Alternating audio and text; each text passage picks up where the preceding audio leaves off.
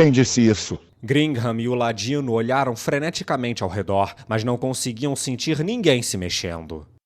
Perdoe-me. Por ordem de Ai-sama, eu ganhei domínio sobre este lugar. Me chamo Kyorukou, e senhores, é um prazer conhecê-los. Os seus olhos então se moveram para a fonte do som, onde eles viram uma cena bizarra. Algo estava abrindo caminho através da pilha de baratas como se fosse emergir debaixo delas. As suas armas brancas não conseguiam chegar tão longe. O ladino silenciosamente sacou seu arco, enquanto Gringham planejava retirar seu estilingue, mas logo parou. Se a batalha começasse, eles poderiam facilmente atravessar esse mar de baratas até a cintura e atacar seu inimigo com o machado. Logo eles viram que a entidade que havia atravessado as baratas era, na verdade, outra barata. No entanto, essa barata parecia diferente das demais. Tinha apenas 30 centímetros de altura, mas estava ereta sobre duas pernas. Esta barata estava envolta em uma capa vermelha de aspecto majestoso, adornada com fios de ouro, e usava uma minúscula coroa de ouro reluzente na cabeça. Suas patas dianteiras seguravam um cetro de ouro branco, cuja ponta tinha um grande cristal envolto por um arco cravejado de pedras preciosas. E o mais estranho era que estava olhando diretamente para Gringham e para o ladino, apesar de estar de pé. Um inseto olharia naturalmente para cima se estivesse em pé sobre duas pernas, mas o ser diante deles tinha os olhos de forma diferente. Fora isso, não era muito diferente das outras baratas. Não, apenas isso já era uma grande diferença. Gringham trocou olhares com o ladino e eles concordaram que Gringham negociaria com a oposição. Depois de verificar que o ladino havia preparado seu arco e flecha, Gringham perguntou a Kyorukou.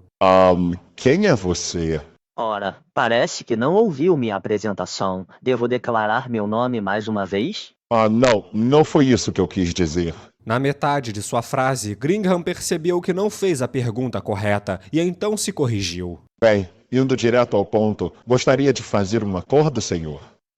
Um acordo? Eu sou muito grato aos dois. Sempre estou disposto a negociar. Tinha alguma coisa estranha. Por que ele estava dizendo que ele era grato aos dois? Isso incomodou Gringham, mas dadas as circunstâncias esmagadoramente desfavoráveis, ele não podia fazer à outra parte uma pergunta dessas. Nós gostaríamos de pedir-lhe, senhor, para nos permitir sair com segurança desta sala. Entendo. É natural que queira algo assim. No entanto, mesmo que os dois cavalheiros consigam sair daqui, sua localização atual é dentro do segundo andar da grande tumba de Nazarick. Cabe a mim mencionar que voltar à superfície será muito difícil. O segundo andar. Aquelas palavras fizeram os olhos de Gringham se arregalarem. Passamos pelo mausoléu na superfície, descemos um lance de escadas e passamos por uma porta. Aquele era o primeiro andar? Muitos o considerariam como tal, não? Sim, eu só queria confirmar.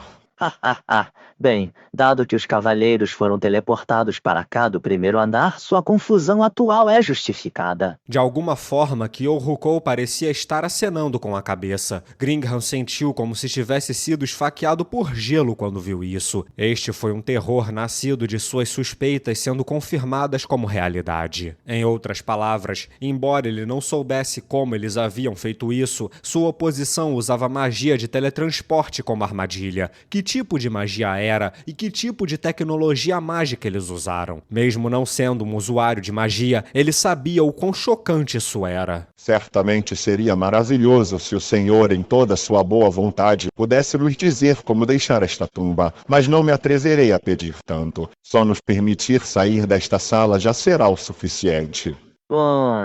É mesmo? Nós estamos dispostos a lhes oferecer qualquer coisa que o senhor deseje. Sei. Kyorukou acenou com a cabeça profundamente e parecia estar mergulhado em seus pensamentos. Por um breve momento, o interior da sala ficou em um silêncio mortal, e no final Kyorukou pareceu ter chegado à sua decisão. Ele assentiu e então disse: O que eu desejo já está ao meu alcance. Os termos que os senhores propõem simplesmente não me satisfazem. Gringham estava prestes a abrir a boca para falar, mas Kyorukou levantou uma pata dianteira para detê-lo. Antes disso, parece que não entendeu o motivo da minha gratidão para com os senhores. Então permita-me explicar. Na verdade, meus familiares se cansaram de comer uns aos outros. Assim, agradeço por se disporem a serem seus alimentos. O quê? O ladino imediatamente soltou uma flecha ao ouvir isso. A flecha voou no ar, mas a capa carmesim de Kyoruko a pegou, fazendo-a cair impotente. E então a sala começou a se contorcer.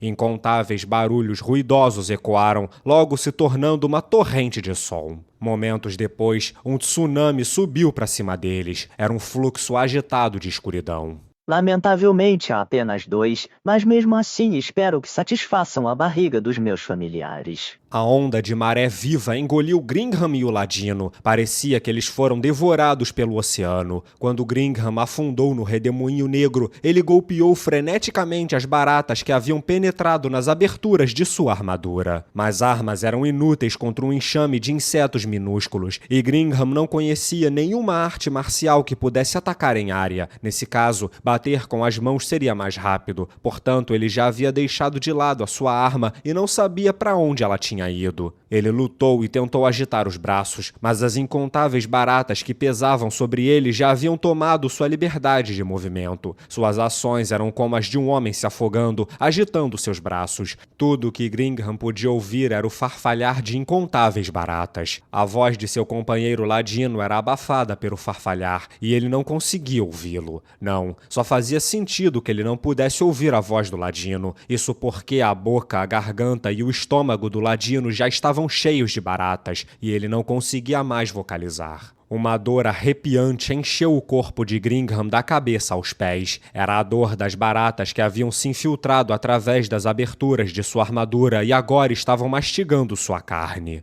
Não, parem! Gringham queria gritar, mas as baratas entrando em sua boca bloquearam qualquer som. Ele tentou freneticamente cuspi-las, mas toda vez que ele abria a boca, outra barata se forçava entre seus lábios e rastejava por sua boca. Baratas minúsculas pareciam ter se fincado em seus ouvidos, o farfalhar ficou mais alto e suas orelhas estavam coçando insuportavelmente. Inúmeras baratas subiam e desciam pelo seu rosto, mordendo em todos os lugares. A dor cobria suas pálpebras, no entanto ele não conseguia abrir os olhos. Ele podia imaginar o que aconteceria com seus olhos se ele fizesse isso. Gringham entendeu que tipo de destino o esperava. Ele seria comido vivo por essas baratas. Não, eu não quero isso!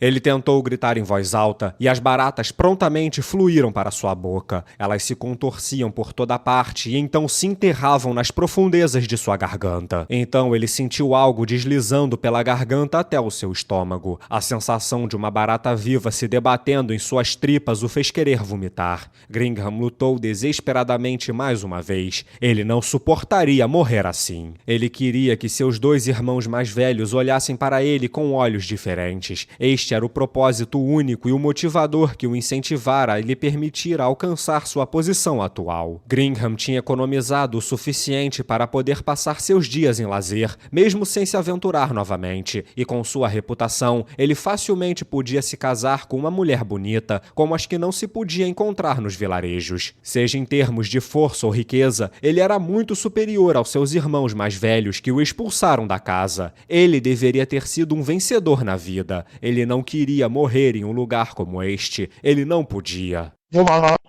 Eu quero voltar vivo! Ele gritou enquanto cuspia as baratas mastigadas. Ora, então ainda consegue aguentar isso? Nesse caso, eu tenho o lugar certo para o senhor. Os gritos de Gringham desapareceram no vórtice negro alguns segundos depois. E então, os olhos de um dos trabalhadores da equipe de Gringham se abriu. Um teto apareceu. O referido teto era feito de chapas de pedra. Havia um objeto que emitia luz branca. Ele não sabia como chegar até ali, mas quando pensou em olhar ao redor, percebeu que sua cabeça não podia se mexer. Não era apenas a cabeça dele. Seus braços, pernas, cintura e peito estavam presos e imobilizados por alguma coisa. Essas circunstâncias incompreensíveis provocaram terror dentro dele. Ele queria gritar, mas algo estava preso em sua boca. Ele não conseguia falar e nem conseguia fechar a boca. Tudo o que ele podia fazer era mover os olhos. Apavorado, ele tentou ver o que estava acontecendo ao seu redor e então uma voz se dirigiu a ele. Ah, então você acordou? Era uma voz estranha e difícil de determinar se pertencia a uma mulher ou a um homem. Um monstro horrível entrou no seu campo de visão imobilizado, aparecendo diante dele. Aquela coisa tinha um corpo humano, mas sua cabeça era um objeto bizarro que parecia um polvo deformado. 6 tentáculos longos se balançavam dessa cabeça, movendo-se até as coxas. Sua pele era turva com manchas brancas, como um cadáver afogado. Seu corpo inchado também era o de um cadáver que morreu na água, com algumas faixas de couro preto para substituir a roupa. Ditas tiras de couro apertavam sua pele, parecendo apenas como um barbante de açougueiro usado para amarrar pedaços de carne. Era inacreditavelmente horrendo. Talvez fosse provocante em uma mulher bonita, mas em um monstro como esse era menos sedutor do que um cadáver exposto. Das mãos do monstro brotaram 4 dedos magros, cada um com membranas entre eles. Os dedos tinham unhas compridas, cada uma com lindos esmaltes aplicados e ainda adornadas com estranhas artes de manicure. Este ser bizarro olhava para ele com olhos nublados e sem pupilas. Dormiu bem, docinho?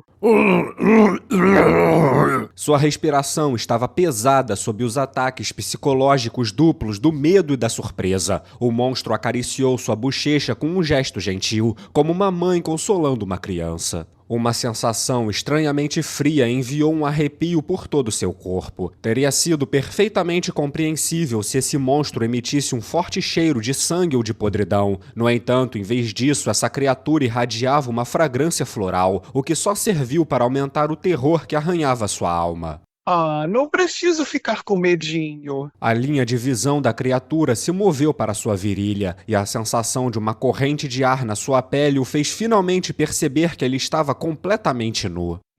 Será que eu deveria perguntar o seu nome? O monstro colocou a mão no que parecia ser sua bochecha e inclinou a cabeça. Certamente teria sido um gesto bem sensual se fosse uma bela mulher fazendo isso, mas não uma criatura de cabeça de polvo que parecia um cadáver afogado. Tudo o que ele sentiu vendo isso foi nojo e medo. Ele só conseguia mover os próprios olhos, e o monstro apenas riu. A boca dessa criatura estava coberta por seus tentáculos, e sua expressão não parecia ter mudado. No entanto, ainda era possível dizer que estava rindo, porque seus olhos frios, vítreos, que pareciam feitos de mármore, estavam estreitados. Ah, você não quer me dizer, docinho? Você é tão tímido e adorável. A mão do monstro deslizou sobre seu peito, como se estivesse tracejando letras, mas tudo o que ele sentiu foi pânico, como se seu coração pudesse ser arrancado a qualquer momento. Então deixe de dizer o meu nome. A criatura falou com uma voz doce, embora truncada, que soava como se estivesse acrescentando corações no final de cada frase. Eu sou neuronista, a oficial especial de coleta de inteligência da Grande Tumba de Nazarick, mas também me chamam de torturadora. Os longos tentáculos se moveram, expondo a boca redonda da criatura. Sua boca estava repleta por uma fileira de dentes afiados e um tubo fino e reluzente que parecia uma língua serpentina, como se fosse um canudo. Depois que acabarmos, eu vou usar isso aqui para te chupar todinho, até secar. Ele estava com tanto medo que tentou mexer seu corpo, mas estava firmemente amarrado. Relaxa, as coisas são assim. Você já está na palma das nossas mãos. De fato, suas últimas lembranças eram do Ladino e de Gringham correndo na frente dele e desaparecendo. Depois disso, ele não se lembrava de mais nada. Você sabe onde está, não é? Neuronista riu e em seguida continuou. Esta é a Grande Tumba de Nazarick, entendeu? O reino do único membro dos 41 seres supremos que ficou para trás. Não. Ain-sama é o lugar mais honrado do mundo.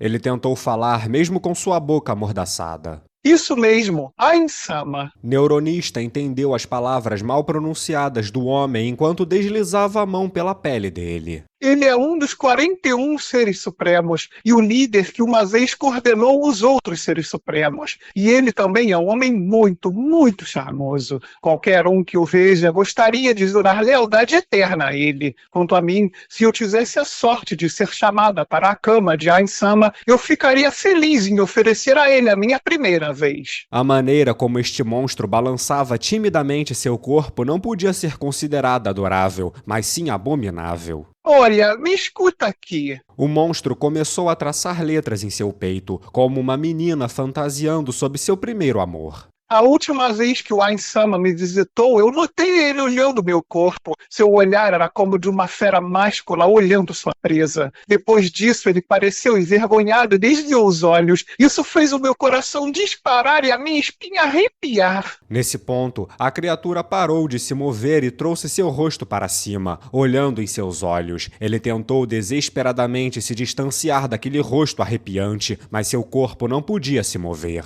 A fedelha da Shautira e a bruaca da Albedo parecem estar gostando das atenções do Ain-sama, mas deixa elas acharem que estão por cima da carne seca. No final, eu sou mais atraente do que elas. Você não acha? Sim, eu concordo. O medo fez com que ele concordasse. Afinal, que tipo de destino o aguardaria se ele ousasse discordar desse monstro? Você é tão gentil, ou apenas está dizendo a verdade? Infelizmente, por alguma razão, o Ain-sama nunca me chamou para sua cama. Ah, Ain-sama, essa sua atitude estoica é tão atraente. O monstro parecia tão comovido que estremeceu, e isso o fez parecer um verme rastejando. Ah, eu fiquei toda arrepiada. Ah, perdão, só eu estou falando aqui, não é? O homem não protestou. Se dependesse dele, ela poderia até esquecer que ele estava lá. Mas, obviamente, Neuronista ignorou a oração mental dele e continuou. Deixe-me lhe dizer qual será o seu destino. Você sabe o que é um coral, não sabe? O homem revirou os olhos com a pergunta repentina. Depois de ver sua reação confusa, Neuronista pareceu achar que ele não sabia e começou a explicar. É como um coro que cantam hinos e salmos, louvando o amor e a glória de Deus. Eu quero que você se junte ao coral, junto com os seus amigos. Se isso fosse tudo que o monstro queria, então não seria grande coisa. Ele não estava muito confiante em sua voz, já que seu timbre não era muito bom. Entretanto, o objetivo desse monstro era realmente tão simples assim? Ele não conseguia esconder o desconforto que surgia e olhou para a Neuronista com um canto dos olhos. Ah, sim, é um coral. Mesmo um tolinho como você, que não jurou tudo ao Ain-sama, pode fazer uma jura ao cantar de corpo e alma. Teremos o seu cântico e um único som como nosso objetivo. Ah, meu corpo se arrepiou novamente. Esta será a música gospel que eu, Neuronista, oferecerei ao Ain-sama. Uma cor esfumaçada encheu aqueles olhos nojentos. Talvez o monstro estivesse animado com a ideia. Seus dedos estreitos e delgados se contorciam como se fossem vermes. Bem, agora vou apresentá-lo às pessoas que o ajudarão a cantar em harmonia. Eles provavelmente estavam esperando em um canto da sala, e então várias formas apareceram de repente em seu campo de visão. Assim que ele as viu, ele momentaneamente esqueceu de respirar, porque sabiam que eram criaturas do mal só de olhar para elas. Essas criaturas usavam aventais bem justos de couro preto. Seus corpos eram quase tão brancos quanto creme. Abaixo dessa pele estavam, se é que sangue poderia ser roxo, vasos sanguíneos da cor púrpura. Suas cabeças estavam cobertas com máscaras de couro preto sem costura alguma. Não havia como dizer como podiam ver ou até mesmo respirar com elas. Seus braços também eram muito longos, cada um tinha cerca de 2 metros de altura, mas os braços estendiam-se abaixo dos joelhos. E os cintos na cintura continham inúmeras ferramentas de trabalho. Havia 4 dessas criaturas vis nesse lugar. Eles são os torturadores. Essas crianças vão ajudá-lo a cantar com uma voz tão doce. Ele tinha um mau pressentimento sobre isso. De repente percebeu o que significava cantar e desesperadamente mexeu o corpo em uma tentativa de escapar, mas seu corpo ainda não conseguia se mover. É inútil, bobinho. Você não tem força para quebrar essas amarras. Esses meninos vão usar magia de cor em você para que eu possa treiná-lo de corpo e alma. Eu sou muito gentil, não sou? Neuronista disse com uma voz sutil de maldade. Não faça isso. Ele tentou protestar com a boca amordaçada. O que foi? Quer que eu pare, é? Neuronista perguntou enquanto ele gritava com lágrimas brotando em seus olhos, então balançou levemente seus 6 tentáculos. Ouça bem, não tem problema, viu? Nós, as criações dos seres supremos, temos valor em existir porque nosso grande mestre ficou aqui por nós. Servi-lo é o nosso motivo de existir. Como poderíamos ter pena de ladrõezinhos pífios como vocês, que sujam a casa dos seres supremos com seus pezinhos imundos? Realmente acha que eu ficaria com peninha de você? Perdão, peço perdão. Ah, sim, isso é bom. O arrependimento é muito importante. Neuronista pegou uma haste fina de algum lugar. Em sua ponta havia uma seção de 5 milímetros de comprimento coberta de espinhos. Vamos fazer umas preliminares. Que tal? Ele não tinha ideia do que era, mas Neuronista parecia muito feliz em explicar. Eu ouvi dizer que o meu criador foi afligido por uma doença chamada cálculo renal. Para mostrar o meu respeito por ele, vamos começar com isso. Esse seu corpinho é tão pequeno, imagino que será fácil. O homem gritou em desespero quando percebeu o que iria acontecer com ele, e Neuronista aproximou o rosto do dele. Vamos passar um longo tempo juntinhos. E se você for um menino levado, se chorar e gritar demais, eu vou te dar uma liçãozinha que você não vai gostar, entendeu?